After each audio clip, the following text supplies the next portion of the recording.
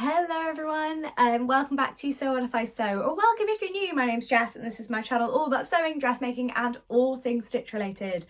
And I've had a small hiatus. It feels like one, it may not feel like one from your guys' side because I've still posted, but I haven't filmed in a while because, well, quite a few reasons actually. First of all, work's been very busy. Sew Yellow for Endo has very much been keeping me occupied. It's going great this year. Thank you all so much for getting involved. Like it's so lovely to see how many of you are actually engaging with it, and also how many lovely messages I'm getting from people who either are delighted to hear endometriosis being mentioned publicly, or who are making appointments with their GP to go and get symptoms they've had for years checked out. So I'm delighted by that. But it has been very busy, and to compound it, I spent the last week up in Scotland with my family. It's the first time seeing my whole family since December 2018. Yeah, I was lucky enough to see my parents and sisters just before lockdown kicked off, and then that was the last time I'd seen any of them. Except my sister who lives in London, who I've seen like twice. So yeah, it was quite a momentous occasion. It's the first time I've seen my dog since 2018. It was so lovely. I put some pictures up here just, you know, if anyone else is interested. We have a husky hybrid and a poodle papillon. I think, is she a papillon, I think? She's a poodle terrier cross. Anyway, both adorable. But yeah, basically it's been a busy time, and to add to that, this time next week, we're moving house again. So somebody finally bought our flat from our landlord, so we have to move. But luckily we're only moving like 2-3 doors up the road. So that's lucky. Obviously we didn't want to move, so it was our priority to try and stay in the same area. So we didn't really have to think about moving the same way. Like we didn't have to choose an area or anything. We're like, just move now. All in all, it's a busy time. I'm going to be clutching tea throughout this vlog. I also don't look my best, and if I stand up slightly, you will see I have a hot water bottle on my stomach because my period decided to start halfway through our 8.5-hour train journey yesterday, which was lovely. But yeah, spirit of Endometriosis Awareness Month, I'm in quite an amount of pain right now. Not enough to stop me doing things, because you do get used to a certain amount, but enough that I need both of these things an extreme amount. So I am going to be sitting down for a lot of this video. Now, there's a couple of things I want to cover in this video. So just before I went on holiday, the day before, I went to the Stitch Festival on the Friday. So I'm going to talk to you guys a bit about that. I took some footage on the day, and I'm going to show you what I got as well. So that's first thing. Second thing, I'm going to tell you what I'll be sewing basically this month and next month. My sort of spring makes. It's April and May are both spring, aren't they? Yeah, because it's June, July, August is summer. So yes, my spring project plans, not fully formed, but hopefully I can share some stuff with you. I'm going to give you an update on my Sew Yellow for Endo plans, and I'm just going to give you an update sort of on my thoughts for my new sewing room as well. Sorry, our new office that will also, similar to this time, contain my sewing stuff. So I'm really excited to share that with you guys. So grab a cup of tea if you don't have one and join me. So first of all, the Stitch Festival. I went on the Friday, and I've been to the Knitting and Stitching show at Alexandra Palace, but I'd never been to the Stitch Festival. I really wanted to go before the pandemic, but I just couldn't get the time off work. And the weekend tickets had already gone by the time I found out it existed. So it was quite fun. My expectations, I think, having been to the Knitting and Stitching show, which is at Alexandra Palace, and Alexandra Palace is a lot bigger than the Stitch Festival. Than the Stitch Festival location, which is the Business Design Centre in Islington. Now, they're both beautiful venues. The Ali Pali is just bigger, or it has more usable space. I would say my experiences weren't exactly the same because due to my sort of last minute ticket buying this year as well, again, because of work and time off work, I wasn't able to go to any workshops, so I can't compare that experience. But from poking a head in, it did look like the workshop rooms were nicer than they were at Ali Pali, because there they were sort of rigged up little tents, as it were, inside. And it was very nice, but it felt more like a proper, I don't know, workshop spaces at the Business Design Centre. But yeah, before I say any more, I'm going to pop in my footage from the day so you can see how I got on, like my thoughts on the day, and then I'll tell you a little bit more. So I've just arrived at the Business Design Centre. It's a really cute building from the outside, and it is right opposite Angel Tube Station if you're a Londoner.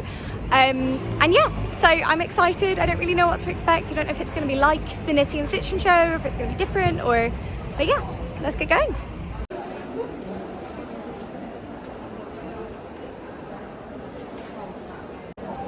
So a little check-in. I've been wandering around, it's been really nice. I bought some nice fabrics, I would say.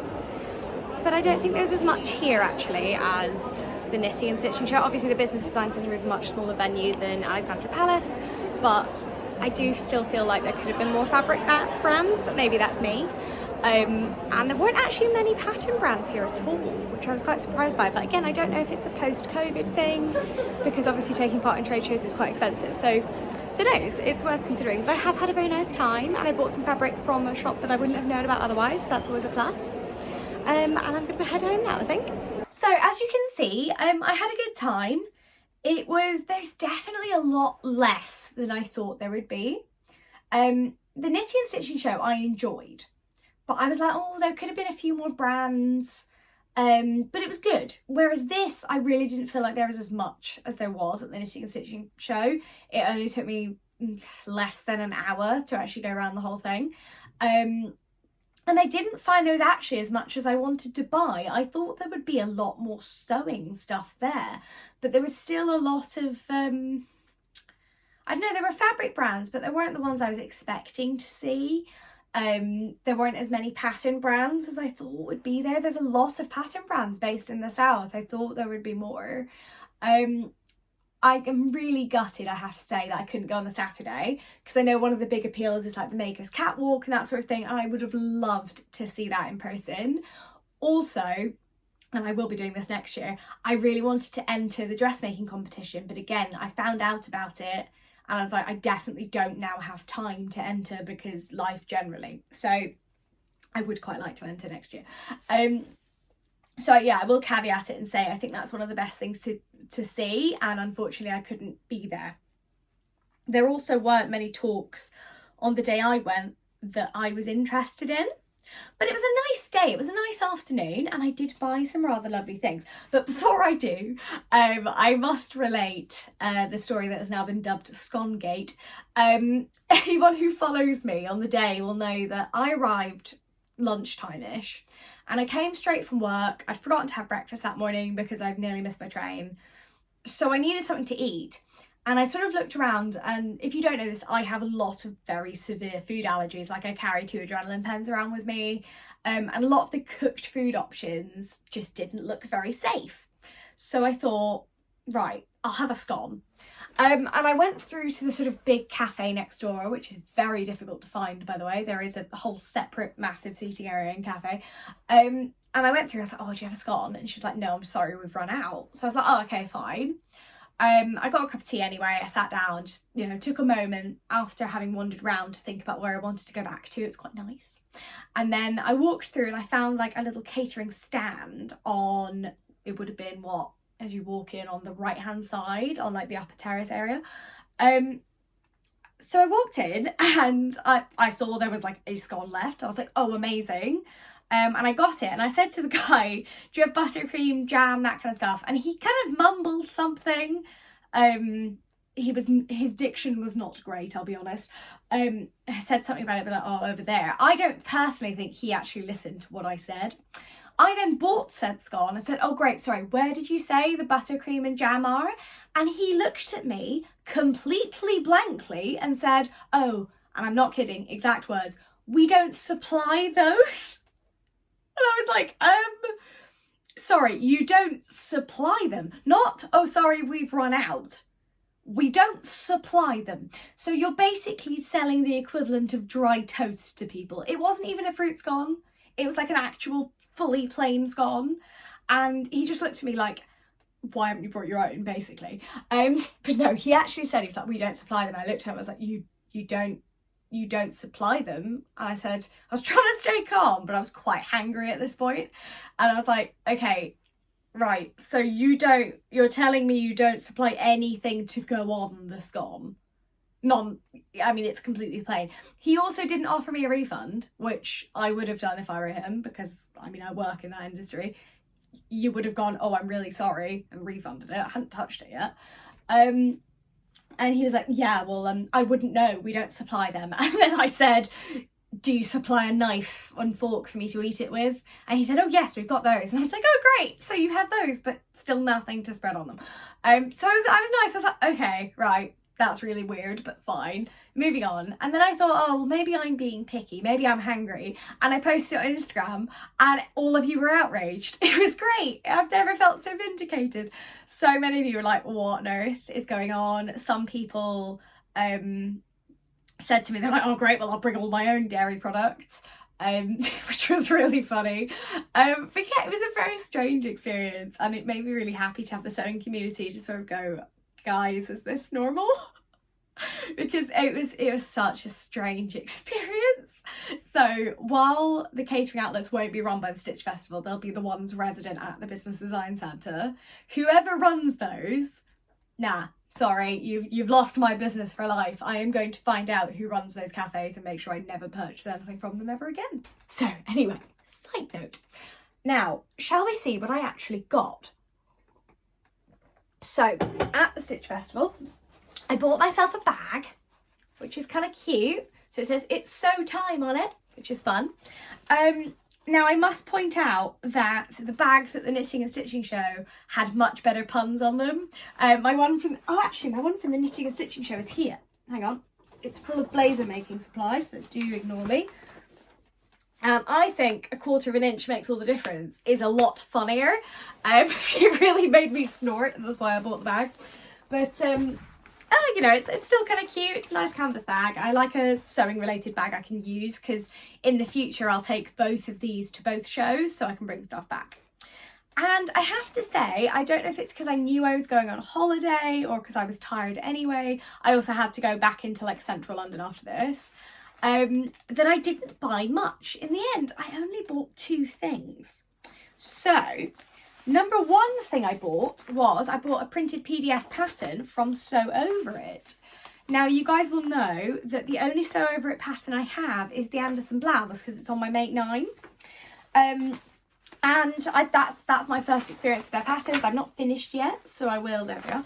I'm not finished yet, so I will share how I get on. But it's one of those things where they had their stand and they had all their patterns made up as samples. And I love that. I absolutely love it, because it means, as in this occasion, you can see something in person that you go, oh, I love that. Whereas online, I'd said, oh, I hate that pattern. So the blouse I got a blouse. It was the Freya blouse. So this one here, they were on sale for a cheaper price than normal. And online, I'd only ever seen the short sleeved version here. And I kind of went, it's not really me. However, in person, they had the long sleeve version, and they had made it in like a see-through chiffon, and it was beautiful. I absolutely loved it. So I have the print-out pattern, and that is actually going to be one of my spring makes. I'm undecided on fabric as of yet. I need to have a little look at what I've got. And also mentally, I've kind of got an idea. I'd quite like to make it in like a see-through, like a red spot chiffon or something like that. But we will see what I can find. But I'm very excited about this. So I got this at the Sew Over It stand. They were really lovely, really knowledgeable. Super enjoyed it. The girl who I spoke to, I don't know your name, but you were very, very lovely if you are watching this. And very helpful. So that was purchase 1. And then purchase 2, I literally just couldn't not buy. This is the map, by the way.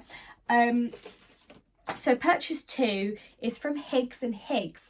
Now, I had never shopped with them before, or even heard of them actually, but they are, that's their little flyer they give you with their opening hours. So they are based in Gloucester, which would probably be why I haven't heard of them. They have a physical shop, but also a website. And they had a massive stand, and it has to be said, their fabrics were gorgeous. And what I ended up buying was, here it is. It's beautiful. It is cream. It is the softest, coziest waffle knit in the world. If I hold that up to the camera, I hope you can see how squidgy and soft it is. I got like 1.5 meters, so it's very lightweight actually. And so that's the wrong side, and that's the right side, is lovely and soft. And I love it. It's so cozy and so soft. I couldn't stop. I was holding the whole roll of it, and I was literally like, I want to give this a cuddle. It was so nice. But I was wearing my Marlowe cardigans to the Stitch Festival, and I've actually really not taken that off since I made it. I made it in a black knit very similar to this, and I just love it. I love it so much. So I then thought to myself, well, you wear this all the time, and you also always need a white cardi, but you've never really owned one. So this is going to be a Marlowe. I'm very excited. So if you haven't seen my previous Marlowe sweater, here it is. It is, oh, it's just such a nice cardigan. It really it fits my body well. It suits my shape. It's so comfortable. Love it. So I'm going to have another one, and that is going to be spring project number 2. Will be a nice cozy cream Marlowe cardigan, and it'll be nice and transitional, because then I've got a black one to go with all the other black things that I need. My wardrobe is about 50% black and 50% incredibly bright colours. It's ridiculous. But in the spring, I often find myself needing something like this to turn my more transitional pieces into like a summer piece. So this with like cute skinny jeans and a nice me-made blouse will look really, really nice. And I'm very excited to sew with it as well. Now I know how to do the Marlowe as well, which is such an easy pattern. And I'm going to choose buttons that fit in my buttonhole foot, because last time was stressful. So that is where I am. Those are the only 2 things I bought though. I felt like I'm so well behaved. And I did have a nice day, but I would say actually that I preferred the knitting and stitching show. Although the Business Design Centre is a lot easier to get to. That is my caveat. But then again, it might be that maybe the Stitch Festival was a little smaller this year because of COVID. I don't know. So if you've been before and you went this year and it felt different, do let me know, because I don't want to have a bias if it's just because of the year it is, rather than because that's what it's like normally. But yeah, and I think I would go in future years, but I try and go on a weekend so I can see other people. So moving on to my spring projects, and I'm going to do a little Make 9 update while we're here. So I have made one of my Make 9s, my Sicily slip dress, but I've not officially revealed it yet, but you can see it there. And a lot of you have seen it on Instagram because I needed your opinion on length.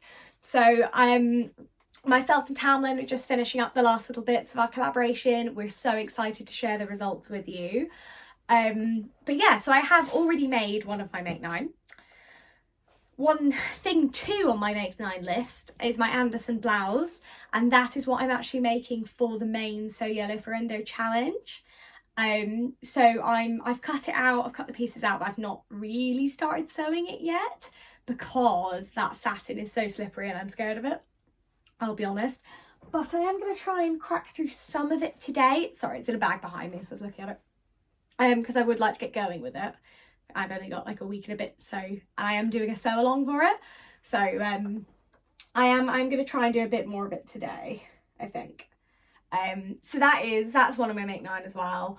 The rest I haven't really attempted yet, and I think that's because I'm moving house as well. So I have a lot on my mind, and I don't know, I just haven't had the time or the space because it's a stressful time at the moment. The other thing that's on my mind, just for your reference, is my dissertation presentation and defence is on Thursday. So I have to do, I don't know, if you've been to a scientific conference, you'll have seen them. I have to do a big research poster, and it's got like your methodology and your literature and all that kind of stuff on it, and you basically defend your idea.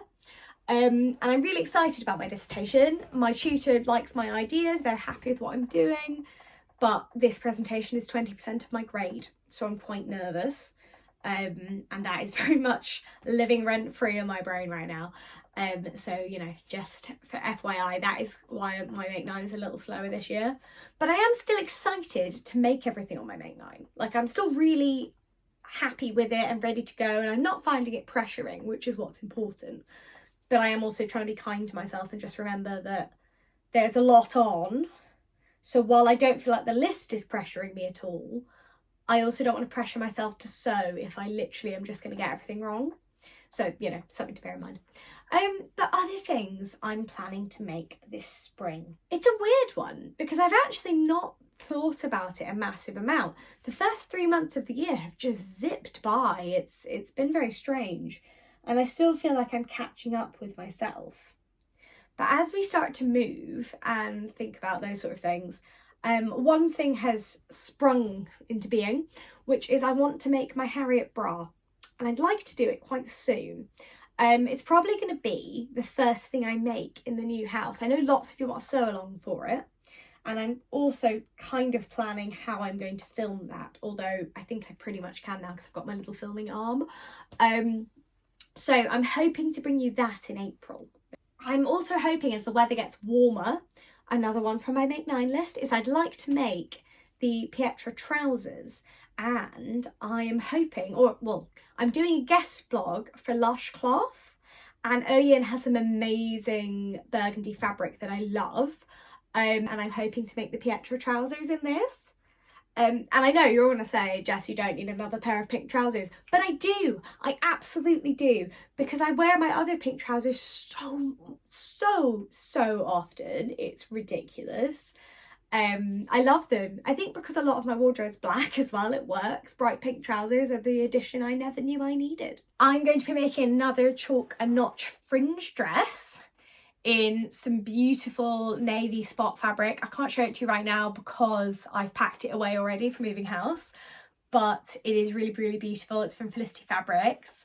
And I think it's a Lady McElroy one, I think, but it's like navy with sort of like tiny brown spots. It's very pretty. So I'm going to be making another of those. And I bought this fabric from my local fabric shop, which is cream, it's like an off-white cream with these abstract kind of black marks. You guys know I love a monochrome abstract fabric. So I'm really excited. And this is going to become a McCall's pattern dress that I've popped up on the screen now. I wanted to make this since I got it, and I think that this fabric is definitely the right one to go with. So that's also hopefully going to be popping up as well. So that's kind of my focus coming up, is the Anderson blouse for Sew Yellow for Endo. If it's easy and I like it, then I have the fabric to make another one immediately. So that's exciting. And that's, again, Make 9 ticked off. Looking forward to the Harriet bra. And those Pietra trousers as well. And of course, my very, very cozy cream spring Marlowe. I've got an exciting project as well coming in April. Because lots of you have bought the Singer heavy duty computerized machine that I was gifted by Singer, because it is a really good machine. But lots of you have messaged to ask what the difference is between the mechanical and the computerized models. So what I'm going to do is borrow a mechanical one from Singer for a couple of weeks and test drive them both together and do like a compare and contrast, and then I'm going to bring out a video. And so you guys, if you've got any questions about that, let me know, because I would absolutely love to make sure I create a video that's useful. So that's a project I'm looking to be doing in April as well. So those are kind of the projects I've got in my headspace. And one other thing I did want to talk about today is the number of wonderful challenges going on Instagram. I'd love to take part in So Frugal, which is run by Sam, so it's Frugalissima, and Ruanne, the Yorkshire Sew Girl. I'm obviously taking part in my own Sew Yellow for Endo. It'd be very weird if I didn't. But the one challenge I'm gutted I just don't have time to take part in is the Sew Recreate the Look challenge with So Dressmaking and Jen Leg Creates. They're both wonderful people. It's a fabulous challenge. I absolutely loved doing it last summer. But the problem is I just don't have time I've just been on holiday, so I think I've missed like 2 weeks of it already. But I've been on holiday, we're moving house. I'm pretty sure I'm losing Wi-Fi next week, so that'll be fun because we've not moved our Wi-Fi yet. And last time there were a lot of issues, so look forward to that. And So Frugal and myself have the same reveal day, so I've decided I'm going to do those two on the basis that I took part in So Recreate the Look last year and I couldn't take part in what was Frugal Frocks last year. So, that's where I am at the moment. But I would encourage you, if you're looking for a challenge or if your So Yellow for Endo make fits into either of those challenges, to absolutely take part, because they're both great. So I am taking part in So Frugal. I have found a make that I want to do, and I found fabric in my stash. So I've put it on screen now. It's the Etta camisole from Tammy Handmade. I love her patterns. It's always a joy to get to make them. And I think the scale of project is appropriate to the amount of time I actually have, because I think that's what I need to do. So if you've not seen the pattern before as well, I've linked it below. It is a free pattern. I don't have a working printer at the moment, so I'm going to have to print it at work. So I'm doing that, and I've got the fabrics next to me that I can't decide between. So I had a dig around in my stash. Hold on. I had a dig in my stash and I found these 4 fabrics. So one is this lovely white one I made some culottes in, and I've probably got under half a metre. Oh no, I've got about a metre left, but I've only got like a half width. Is that, if you can see? But I've got like a lot left. So this is a good contender. I'll almost definitely be able to fit the camisole out of this. But I also have this amazing viscose linen blend, which is the same fabric I've made my So Yellow for Endo make out of, except obviously in pink, and I did make a dress out of last year. Again, I've got 2 fairly big pieces of this, and I've got this lovely spot Dobby cotton from Rainbow Fabrics Kill, but I have very, very little of this left. Well, no, actually I've got about a metre, but it's a very strange shape. So, you know, there we are. And I have got a tiny amount of this amazing firework viscose from So. Again, I've got about a metre of it, but a very weird shape. So those are the 4 fabrics I've got. And basically what I'm going to do is look at the pattern pieces, see what size they are, and see which one of these is appropriate. They're all offcuts from my stash. As it's a small project, I was really keen to use an offcut rather than start a new fabric. So I'm hoping I can get the pattern out of at least one of those. I'm very nervous about the scallops for this because I don't think I'm a neat enough sewer. But at the same time, I'll give it a go, and if it doesn't work, these are all offcuts, so it can be a toile for me to do it properly. You know, I'm not putting too much pressure on myself, but I think Sam and Moran have put together a fabulous challenge, and I'd really like to support them if I can. So the final thing I want to talk about today is So Yellow for Endo. Just a little kind of, we're at the halfway point. It's been going super well, and I just wanted to let you guys know what we've got coming up. So this week, my wonderful friend and future doctor, Holly, at The Mindful Scientist, is going to be coming to talk to us on Wednesday about endometriosis and the biology of the condition, and sort of just help us understand a little bit about menstrual cycles generally.